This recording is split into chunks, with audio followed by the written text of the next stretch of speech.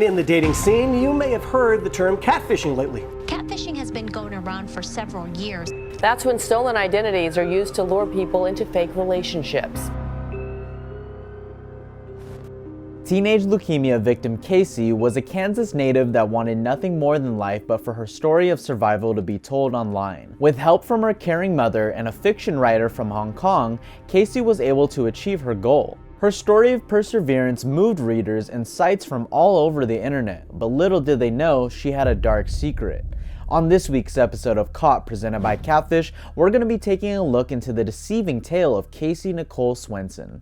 Kaycee was an avid user of the internet in the early 2000s. She was heavily involved in online chat rooms and forums going by the username Cute Babe. She was an active member on the website called collegeclub.com, where she had talked about her story of cancer and how it had come back, and she was ready for another victorious fight.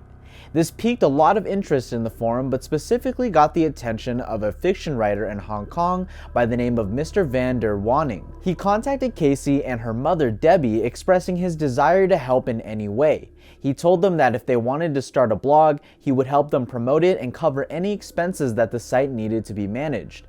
Without hesitation, Kaycee agreed. In Kaycee's very first blog post, it read, "I'm beginning a new, exciting journey. It's a journey into my survival. I want to win, and I'll fight to the finish." In no time, Kaycee began publishing more detailed and heartfelt posts, which brought her a ton of attention online. Soon, Kaycee had millions of people visiting her site to not only support her, but even find hope and strength in their own personal struggles. Websites from all around the world would repost and write about the trials and tribulations that Kaycee was going through. She'd even received gifts and donations from her supporters. After working with Kaycee and Debbie for over 2 years, Mr. Van der Wanning asked if he could come visit her, as her last post suggested that her cancer was spreading at a rate that was too fast to counter. Kaycee said that she would love that, but first she would have to go to Miami to visit family and feel the warm water.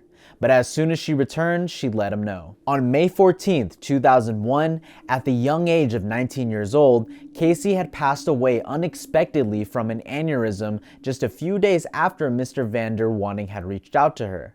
The internet wept as they learned about Kaycee's passing.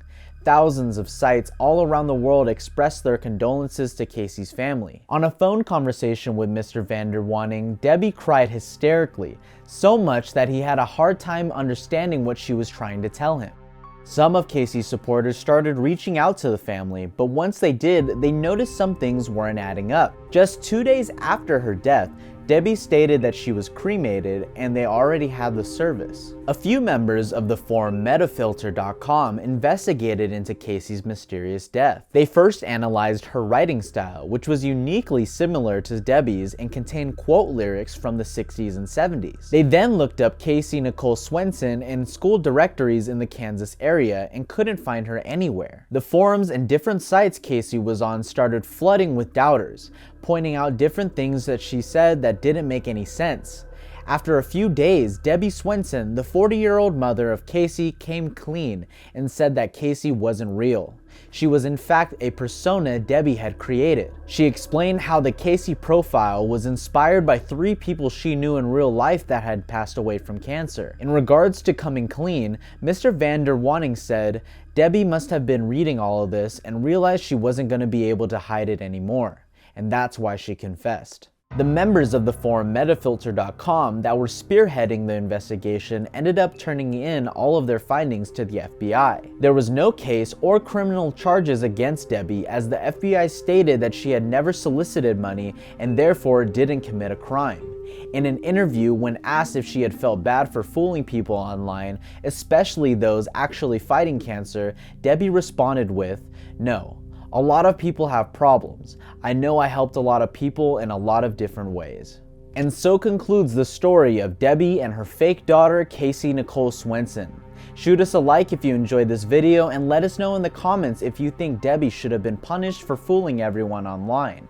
For more in-depth details on this case, please feel free to check out our blog linked in the description. For teasers on new episodes, be sure to follow us on our other social media pages. Hit that subscribe button and notification bell to be notified when the next episode of Caught, presented by Catfish, goes live.